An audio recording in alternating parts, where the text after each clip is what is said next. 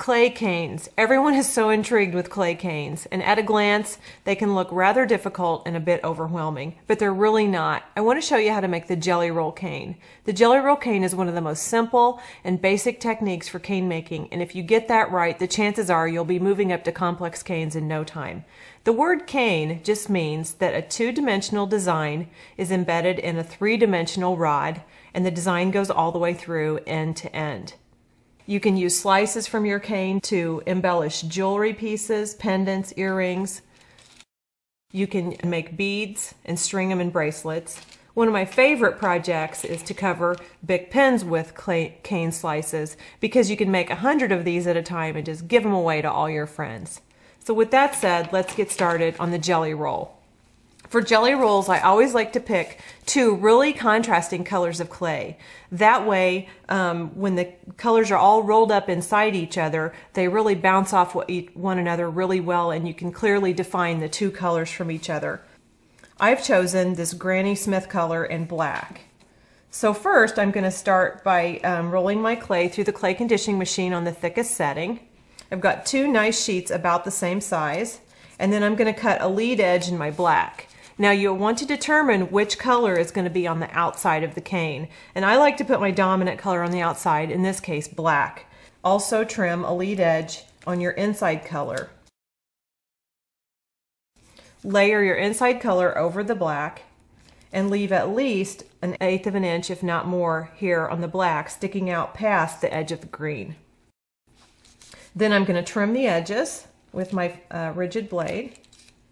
Set those aside. And I'm going to trim the back edge as well. All right, now let me recap just real quickly. I want my outside color, which is the black, sticking out past the inside color. I want the edges trimmed equal and the back edge trimmed. And I'm going to just roll over this gently to make sure any air pockets are smoothed out. Trapping air inside a cane is like the worst thing you can do, and so you want to practice really good technique the whole time you're working to make sure you don't trap air. Now I'm just rolling this front edge of the black up around the green. You see that? Just rolling that up and around.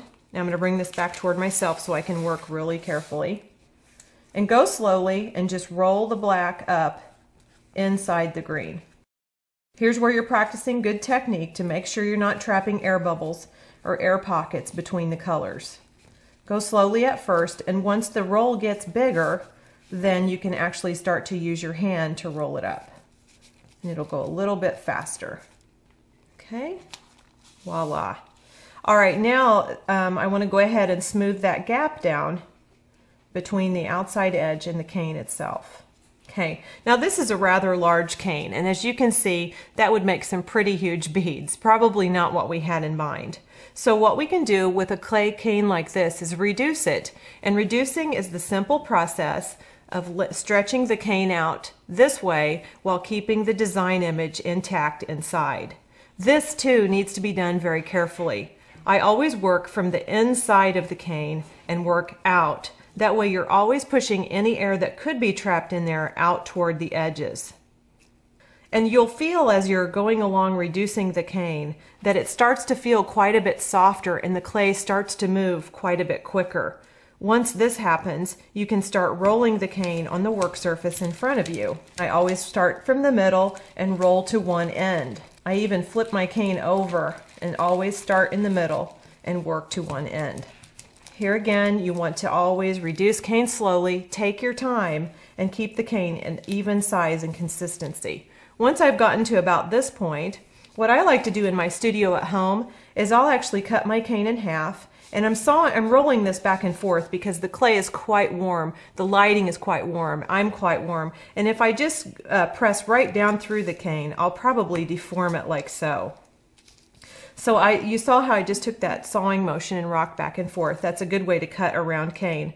What I like to do in my home studio is to keep some of the cane large so that I can use it for other projects in this large format. Because once you reduce it, you can't get it larger again. But this end, I want to continue to reduce so that I can show you how to make beads with it. So just keep rolling. You can even try stretching if you want. A lot of people use this method.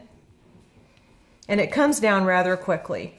All right, let's see what we've got on the inside. This is the fun part. I'm going to rock and roll this back and forth again just to make sure I don't deform my cane. And you can see there that the little tiny jelly roll pattern has become very intricate and delicate inside, but it is still the same design. Now I want to slice off a few of these so that I can save them for beads. And a really good measuring device is our creative comb.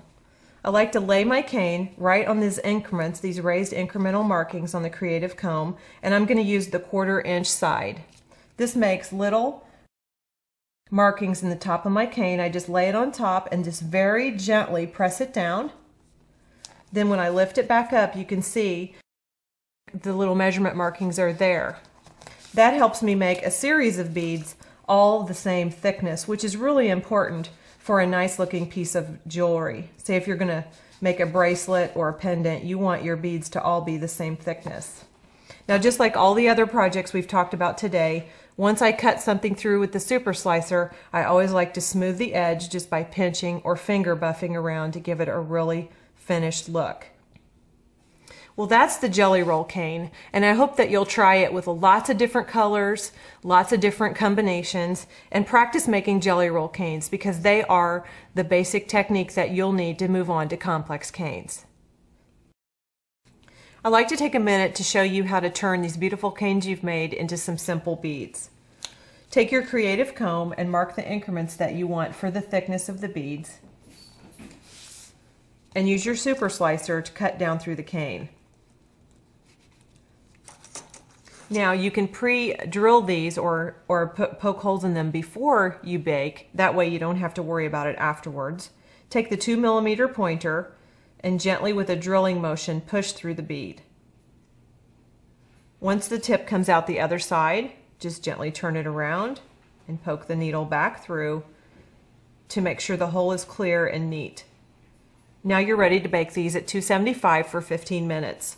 Once they're out of the oven, they're ready to be strung. I've got a couple different bracelet samples here. This one has fewer clay beads, this one has more, and it really doesn't matter what your design preference is, but you need to lay it out ahead of time.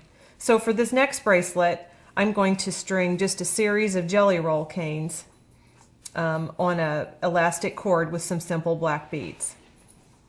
This is really easy to do. I've got a needle with some very stretchy gossamer floss, and I'm using black because one of the good background colors in this series of beads is black. There's also a dark purple, and so a black cord will hide itself really well inside the bracelet. It won't show like a white one would.